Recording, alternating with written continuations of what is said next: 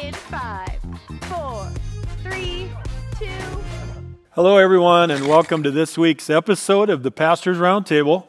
By the way, this is the last one of the 2023 year. This is also the last roundtable with Rev. So we're going to have Rev answer all the questions today. In Latin. In Latin, yeah.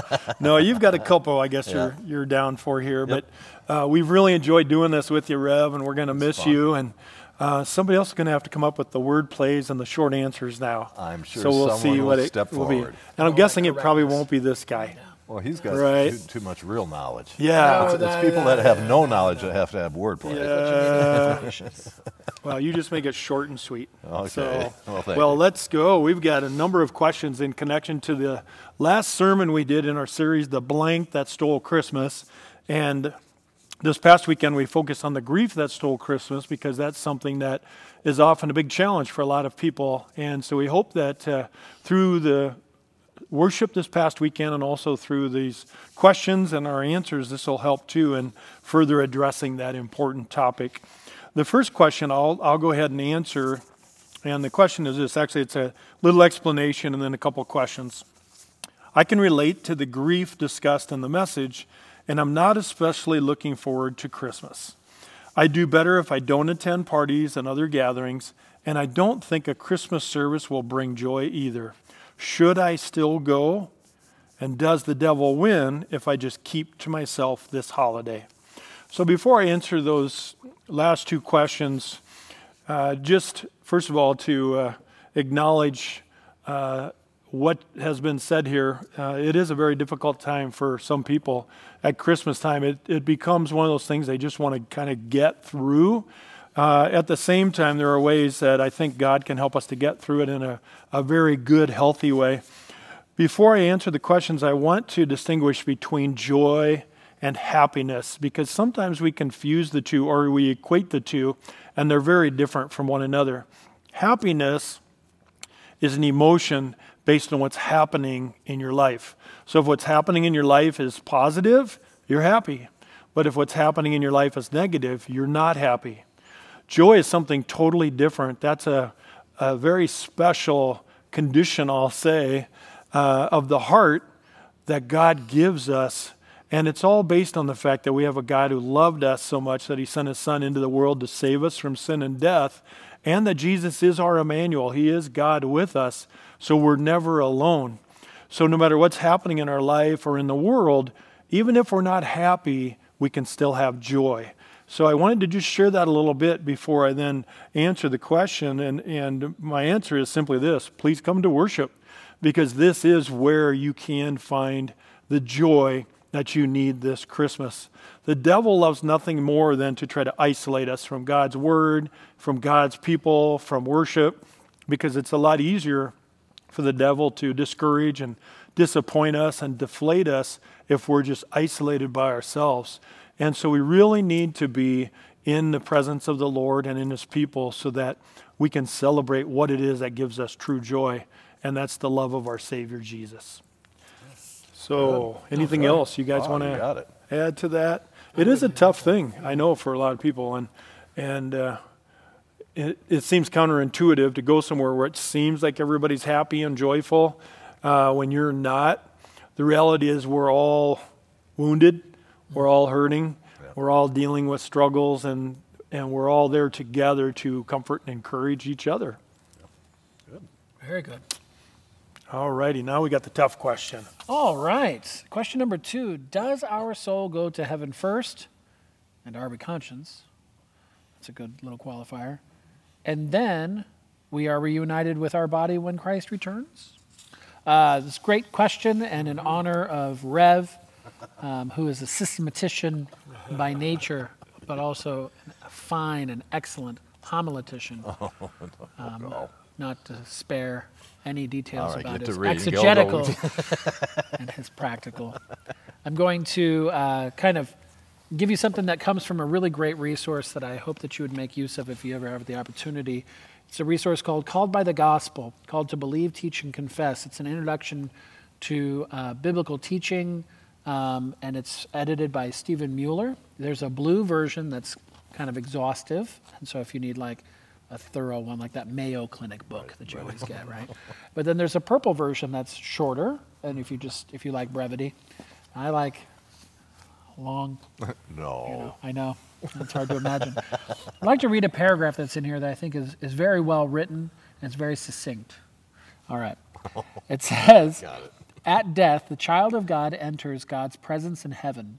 Jesus assures the thief on the cross, truly I say to you, today you will be with me in paradise, in Luke 23:43.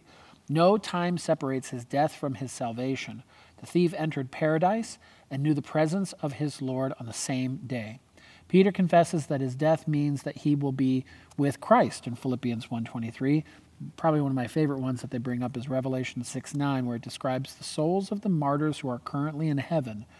In Jesus' description of the rich man and Lazarus in Luke 16, Lazarus dies and is immediately taken to Abraham's side in heaven. Jesus speaks of Abraham, Isaac, and Jacob as being alive and with God in Luke 20. These and other passages all teach the same basic truth, which is this. At death, those who had faith in Christ Jesus go to heaven.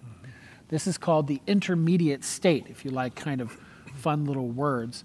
And so from our perspective here on earth, so if we're down here on earth, a person dies and is buried, and their soul immediately goes to heaven, and they await the resurrection. All right, so this is the problem going on in Thessalonica, right, which you were talking about.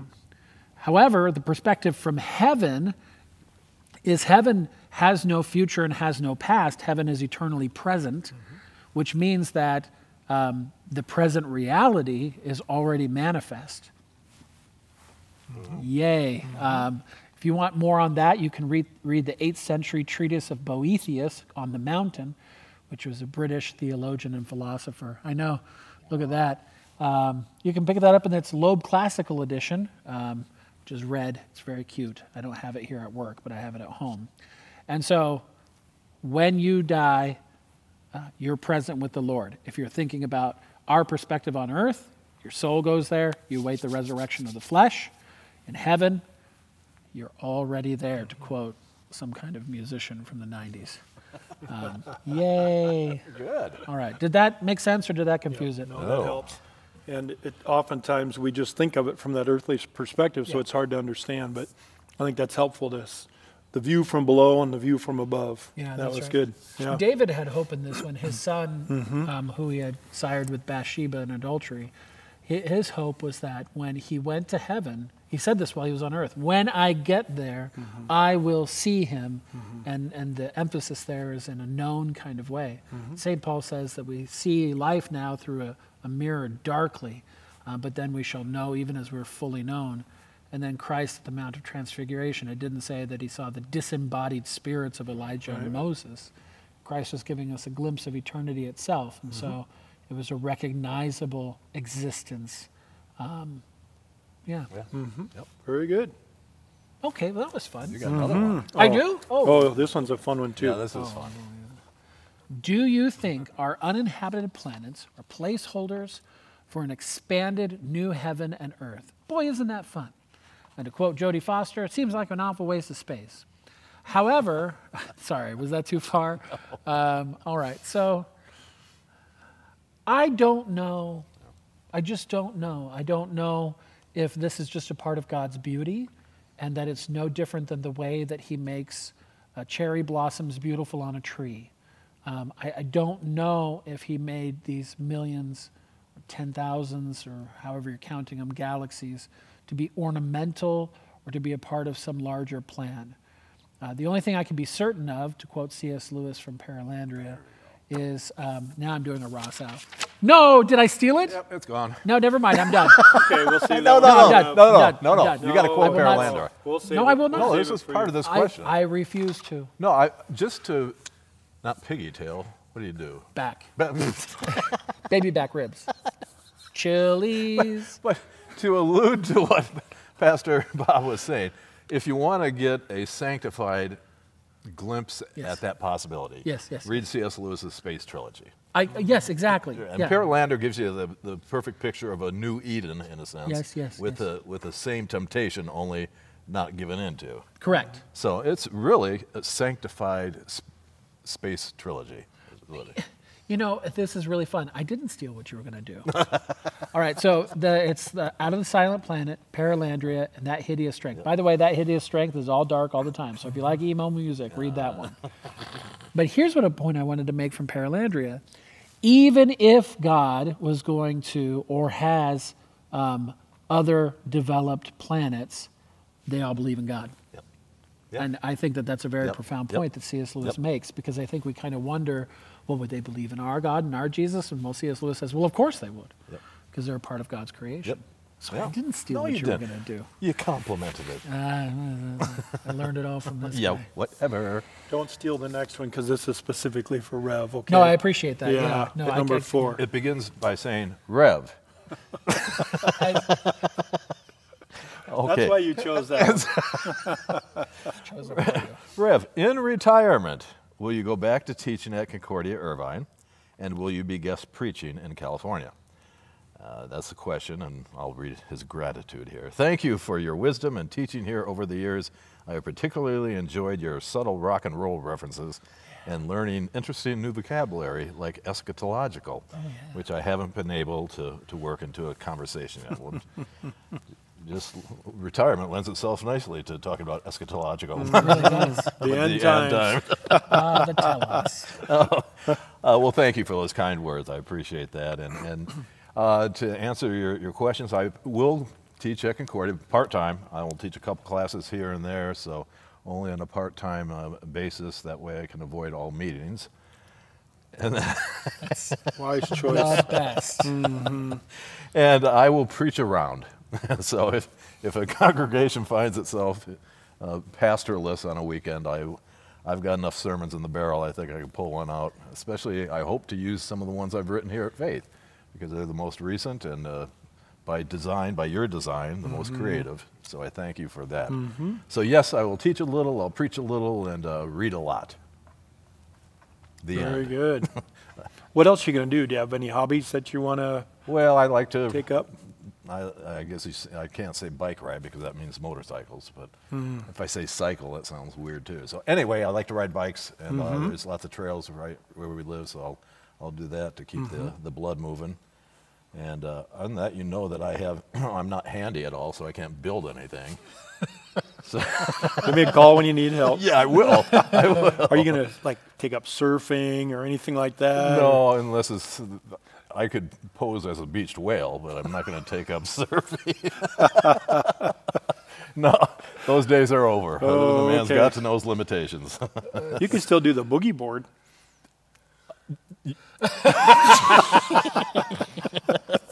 Okay, Rev, Next question. Next question. Speechless. Ooh. You're next. Or you? No, I talked about okay. the Christmas that was significant to me. Now it's your turn, Oh, yeah, Pastor so Bob's you start. turn. Your name comes first. Yeah. Question number 5. Pastor Craig talked about Christmas that was significant, or a Christmas that was significant to him. Pastor Bob and Rev, what is a Christmas that stands out in your life? It's a fantastic question. Yes. I would have to say my first Christmas as a married man. We were living in on Hoover Street in St. Louis, just across the street from St. Mary's Hospital by the seminary in Clayton. I thought he was going to say Whoville. I said Hoover, like the president or the vacuum. Very appropriate, Whoville. And my wife and I, because we had no family, we had nothing. And so we played video games for about 6 to 8 hours, and our hands were like a claw. Like it was ruined. And then we gave each other very specific gifts. She gave me the Gazanius reference grammar for Hebrew. Yeah, and the Juan reference grammar for Hebrew. I know, you're welcome. I was very excited. And so that was a very memorable one because of how much fun we had together. Oh, good. And you stayed up and read it overnight. Well, it was a reference grammar. You can't read one of those things. But I did look up some things. I was, you would. was very interested in. Well, mine, I'm actually going to extend to more than one. Actually, all my winters in Cleveland, Ohio. When I was pastor there, first of all, coming from Michigan, there was no innate love for Ohio. But for whatever reason, Cleveland was actually fun. And you could always count on a white Christmas in Cleveland. And our kids were still, Santa Claus was still in play at that stage. So between the white Christmas and Santa Claus, if there were Hallmark Christmases, they were in Cleveland. Did you become a Buckeyes and Browns fan That while would you be were a there? negative. That would be a negative. Unfortunately, my son, he wasn't born there, and he didn't live there forever. He just lived there for 5 years, and now he calls himself a Browns fan and an Ohio State fan. Oh, Dude, wow. There is disarray in the Rosso household. Oh, man. Much need for counsel. Yeah, I'll be back. Family Feud there. All right. These last two are fun ones. What are your favorite Christmas traditions? Let's start with you, Rev. My favorite Christmas tradition is my job description on Christmas Eve, or on Christmas. I would get the tree, put the tree up, and put the lights on the tree, and then I would sit back and watch the wife and the kids decorate the tree. So I got my non-creative part done early, and then I could just sit back and sip on something and watch the rest of the family work. You did that on Christmas Eve? No. Oh, we did okay. Before, but in terms of, it kind of, when you do the Christmas tree, it's like Christmas. Oh, okay. Did you do real or artificial? We started out with real. Mm-hmm. Yep. And then the older I got, more of a hassle it was to go out and get a tree.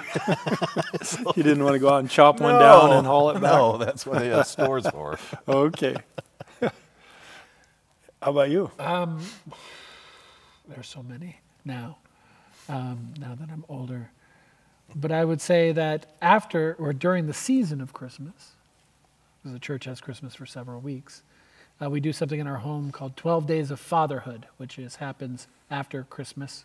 We spend 12 days doing daddy and family kind of bonding things. We watch double feature movies. We go through old photo albums. We do a lot of intentional family things because, Daddy's been away for Advent and Christmas, although, this church has been very gracious and being very kind to our family in that kind of way, but that's a tradition still. Mm-hmm. Yeah, good one. Good. I just listed a few things. One is we like to read the Luke 2 Christmas story around the Christmas tree before we open gifts to remind ourselves what the greatest gift is. The other thing for me is after the Christmas Eve services, I have such a hard time winding down. One of the things I like to do is read through the Christmas hymns and just kind of reflect upon the words of those hymns. That's something that I've always enjoyed. Of course, exchanging gifts is always fun, especially when kids are involved. And then Christmas meal is always a big deal. A lot of different Christmas favorites we love to enjoy, so we look forward to that. And then just driving around seeing Christmas lights. That's always fun too. Yeah. That kind of ties into this next one too. What Christmas carol do you think best captures the true meaning of Christmas? That is hard. What'd you pick? Well, I like Joy to the World. Joy to the World. Just because that's how we conclude. It seems like that's the closing hymn for every Christmas service is Joy to the World. And that kind of sums up the closing opinion of Christmas. It is joy, not happiness to the world, but joy to the world, that condition, as you called it. And is there really a song about Christmas? Well, yes. Yeah. What, are you Googling it? No, I think it is the standard. I mean, that's the most epic Lutheran. Well, Three Dog Night sang it too. It's pretty good too. I think Bruce Willis has a little album on it too. It seems like it's pointing to the end times. Well, okay, yes. Eschatology, there's your use. Eschatology. There's it is. So you can sing it in retirement, the end times. Daily. Yeah. What was yours? You have a favorite? The angel Gabriel from heaven came is my all-time favorite. I think the theology is solid. Captures from the Magnificat on. So I like that. That's a good one. Yeah. That's a good one. It's a good one. I had a hard time narrowing it down to one. I had Hark the Herald Angels Sing, because I love how it says God and sinners reconciled. That's really the heart of the message. Silent Night. Of course. Love that, especially with the candlelights. O Little Town of Bethlehem. And O Holy Night. That one, we can't have a service without that. That is just amazing on Christmas Eve. So one of the things I wanted to mention too is I also enjoy going through books that talk about the songs of Christmas. and gives a little bit of the history behind them and the meaning of them. So I have one that's called Stories Behind the Best Love Songs of Christmas, and another one called Christ in the Carols. Those are both devotional books that I enjoy this time of year as well. Do you guys have any books that have the different Christmas hymns and the history and meaning of them too that you use? There's a great book by CPH. It's very short. It's called Martin Luther's Hymns, and it has a whole Christmas section in there, which is very good. But I would have to say, as far as like heavy hitters, I would do anything by Gerhard, a hymn by Gerhard, which is it's just wonderful, wonderful. What book did you give me?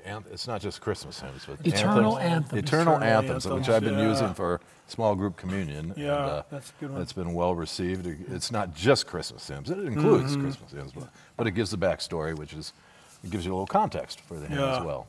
Speaking of Lutheran, as good Lutheran pastors, we probably should include the song by Martin Luther, From Heaven Above to Earth I Come. That one's really deep in its theology too. Pretty good. Yeah. He's pretty good at Christmas. That's a keeper.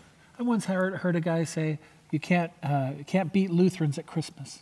It was Rod Rosenblatt that said that. I like that. Yeah. Nice. So Very good. Well, Rev, we're going to leave the final words up to you. This is our last roundtable, last public appearance. Oh my goodness. last words on record. Any words of wisdom or encouragement you want to share with us? Well, first of all, thank you all. These two guys have been the best team to work with for the last 5 years, and I've enjoyed that, and that's a good thing. And you have been the greatest congregation to work with for the last 5 years, and I thank you all. And I have no doubt that when I'm gone, things will blossom here and probably even get better. So, no. And you know, we're not that far away, so there's a good chance that somebody might come visit now and then. All right, good. I don't know what that would be. Yeah. At least twice a year. Yeah, that would be good. It'd be great to be able to You keep saw that seeing old you from couch? time to time. Yep, it'll happen. So now that you're retired, are you going to go to pastors' conferences? And best practices so we can see you there? Retire. You know me in meetings. You know me in any kind of ecclesiastical get-together Okay. outside of Oktoberfest. So we'll have to go over there and Crash. and boogie board with him. Yeah, Yeah. I'll do just that. walk in, hand you a boogie board, and say you're welcome. Maybe surf a little bit. yeah, okay. Yeah. I bet you do surf. Do you? No. You got a surfing Just- build. No, I've never tried it. I've boogie boarded Yeah. a lot, Yeah. but haven't surfed. No. Never learned how. I like Moses' version of water. Yeah. Just part it and walk Just, through yeah, on just dry on ground. dry There's a ground. reason they call us Bob. Yeah. That's why we stay Oh away my from gosh. water. It's All on the name. right. Well, Merry Christmas to all of you. A Happy New Year. We'll look forward to joining you in 2024.